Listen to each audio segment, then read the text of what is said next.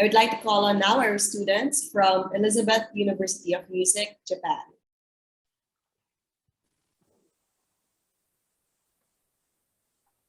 Good afternoon. Can you hear me? Yes, we can hear you. Sure. Is it too big or too small? It's just right. Thank you. So let's start. We are from the Elizabeth University of Music in Hiroshima, Japan. Our team members are these 5 people. First of all, let me explain about the impact of COVID-19 on our learning process. As we are music university students, we have instrument lessons every week. Usually, the lessons are carried out face-to-face. However, when we did this online, the sound quality was terrible in such a way that both teachers and students could not hear the clear sounds from each instrument. Moreover, listening to such terrible sounds for a long time was very stressful, and we were only able to point out pitch mistakes and volume level. Fortunately, these kinds of inconvenient online lessons have been brought back to normal face-to-face style lessons, but it is a bit different from the past. Let me call this new normal classes. We have to take social distance during orchestra, brass band, or chorus lessons, and everyone except for wind instruments must wear a mask. It is very tough, especially when we sing. The mask gives some troubles on the nose and mouth every time we take a breath, and we often become a kind of lack of oxygen. Secondly, I'm going to talk about the effects of COVID-19 on our activities and programs in our university. Usually, so many concerts, competitions, and seminars are held during the summer vacation, and we are always looking forward to participating in these events. However, because of the COVID-19 infection, many of the events were canceled or prolonged. So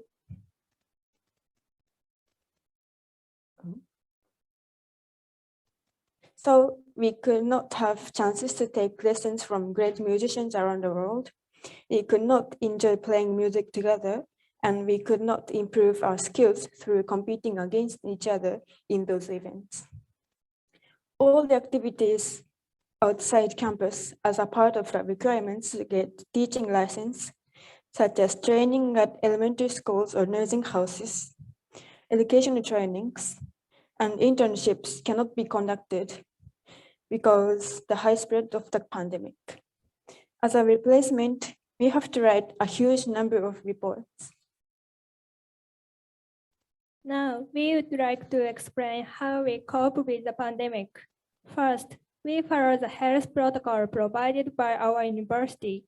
We have taken many measures to cope with the pandemic by following the health protocol, like wearing masks, taking social distances, sanitizing our hands, and so on. We do this outside of the university in daily life these days, but we also do other things at the university. In the student common room, we are using plastic partitions to prevent flying droplets, and also using an AI thermometer to check our temperature when entering the university. Also, our university stimulates students to take PCR tests, so we can prevent cluster infection. The second strategy to cope with the pandemic is not to think too seriously of the pandemic. Due to online classes, we have to take class from home. Therefore, we cannot talk directly to our friends. As a result, many of us feel unwell mentally. Moreover, every time we watch bad news on TV and the internet, we tend to think too much about the danger of the COVID-19. So, in order to avoid and get rid of it, we try not to overthink of the bad news and just enjoy our time at home. Even if we cannot meet and talk directly with our friends, We still can make a video call to see each other through camera and enjoy our chats. We imagine that in the era of post-COVID, online and face-to-face classes will be combined in a good balance. During COVID-19, we conducted online classes to reduce contact with people in order to prevent us from the infection. Online classes, especially on-demand classes, allow us to plan and take them at any time and anywhere. Therefore, it is desirable to incorporate it effectively even in the post-COVID-19. However, because students cannot meet teachers, the regular communication between students and teachers becomes more important. For this purpose, the university should prepare an internet communication tool where students can easily ask questions to the teachers, or students and the teachers can exchange contact address each other so that they can communicate wherever they want. Due to the impact of COVID-19, our opportunities to perform in public are still limited. However, we can solve the problem to attract more audience by using internet. Live streaming, uploading the video of our performance in the internet are a good way to enjoy concerts, and in the same time, we prevent us from the infection. We think online concerts will become more common in the era of post-COVID-19. Therefore, people around the world can enjoy concerts no matter where they are. As a conclusion, the biggest thing we have learned from this pandemic is that we can appreciate more on the importance of human relationship. This is the end of our presentation. Thank you for listening. Thank you very much to our student panelists from the Elizabeth University of Music. So I would like to call on now our student panelists from Ateneo de Davao, the Philippines.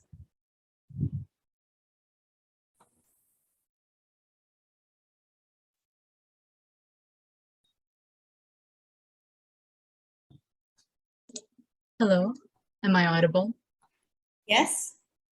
Okay, great. Greetings, everyone. I am Michelle Macaldo, and together with me are Amira Caron and Alfredo Javier Jr.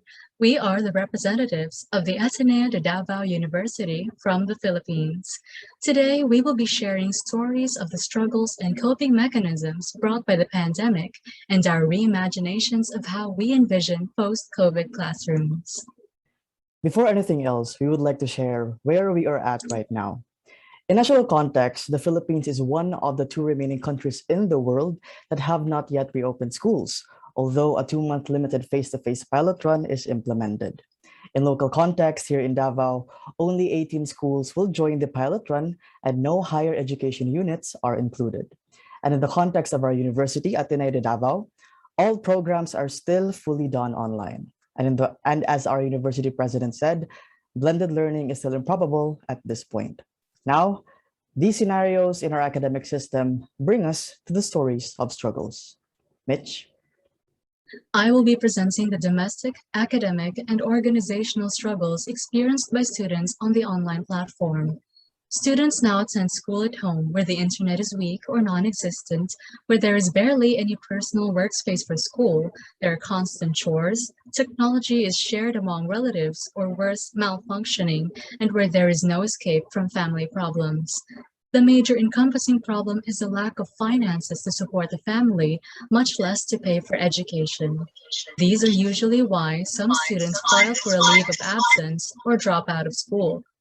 In academics, programs like nursing and engineering require hands-on work with specialized facilities available at school to maximize the learning experience, but the home-based setup has significantly hindered it. Many students struggle to understand the concepts, much less perform when taught through the screen. This demotivates students to perform well in asynchronous activities, synchronous classes, and online recitations and exams. Some organizations, like the Ateneo Culture and Arts Cluster, heavily depend on meeting with fellow members to share their talents and perform, but now struggle in the pandemic. Hobbies and passions are the haven of students from the academics, but the current pandemic has extremely limited these organizations. Thus, shared passions among students wane, which affects the students' mental, emotional, and social health. These struggles have taken away precious experiences and opportunities for students to learn effectively and invest in their academic and extracurricular activities. This alarming phenomenon must be addressed immediately. We now proceed to the coping strategies. Amy? Now, recognizing diversity of experiences, I believe that every step we take is a way for us to strive for betterment. And these coping strategies serve as efforts for holistic development. Thus, I have grouped these efforts thematically into the 5 dimensions of growth as follows. First off, physical and mental. With the advent of online classes, students may grow lethargic with this restricted setup. Hence, a significant component of our downtime is taking a meaningful rest after long discussions or nerve-wracking quizzes. This act plays a major role in the productivity of students. As for mental, group studies and peer coaching prove to be beneficial. The second one is emotional together with social. Endless hours spent online on social media can foster negative emotions as we dive into this quagmire of compare and despair mentality. More so, with a circling unrest among society published online, we gradually turn wary of the future. Thus, we need to keep ourselves active with all sorts of activities for the fear of missing out, or what we call FOMO. On another hand, Gen Zs are also very tech savvy. Therefore, we can make use of applications that can recreate some leisure activities and self-care into online occurrences as presented on your screen. In addition to that, university organizations also serve as a great avenue in meeting diverse personalities that may be later be part of our cliques. Lastly, financial. While some students have the luxury to divert their weariness into personal cultivation, some of us have to help our families or establish financial independence. It can be through part-time, online jobs, or engaging in online businesses and in investments. And one of the biggest waves in trend today are cryptocurrencies. Now, given the struggles experienced and coping mechanisms formed in the adjustment phase of online learning, we now go into how we envision and imagine the future of learning. Okay, so it is apparent that students have coped with a dilemma. However, just because they have already adjusted doesn't mean we'll settle this way, right? So we believe that there are greater challenges out there that can only be coped with by a systemic change. So now imagine a mechanical system composed of gears of different sizes. While every gear works together for a common goal, it is evident that bigger gears cause more motion and initiate the motion, and the smaller ones just follow. So in this system, the bigger gears can be seen as the administration, and the smaller gears are us, students. Although we are part of the system, our power to change it is almost negligible. But now that the administrations of different institutions are listening to us, we'll take this privilege to share how we envision the systemic change of post-pandemic classrooms. Well, we believe that the old normal can never be brought back. The new normal should not be prolonged as well. Hence, we introduce what we call the better normal. In the better normal, we see our subjects being classified into 2. If it can be efficiently done online, then it should. Otherwise, it's done in a blended setup. For seminars and meetings, if it is feasible online, then such approach will be done for time efficiency and convenience. However, events like workshops and team buildings should still be done face-to-face. Moreover, we see the continuation of paperless submissions. We also foresee administrations investing more on gadgets than infrastructures, and then such technology will then be made available for those in need. And lastly, for the gradual transition of face-to-face learning, academic programs requiring hands-on activities should be prioritized. So in a nutshell, this pandemic brought an abrupt change, and consequently, the struggles in various aspects of our lives. Resilient as we are, we may have coped with it, but there is still a call for systemic change. This systemic change will then bring optimism for our reimagination of the better normal for the future of learning. Thank you, everyone. Thank you very much to our student panelists from Ateneo de Davao, Philippines.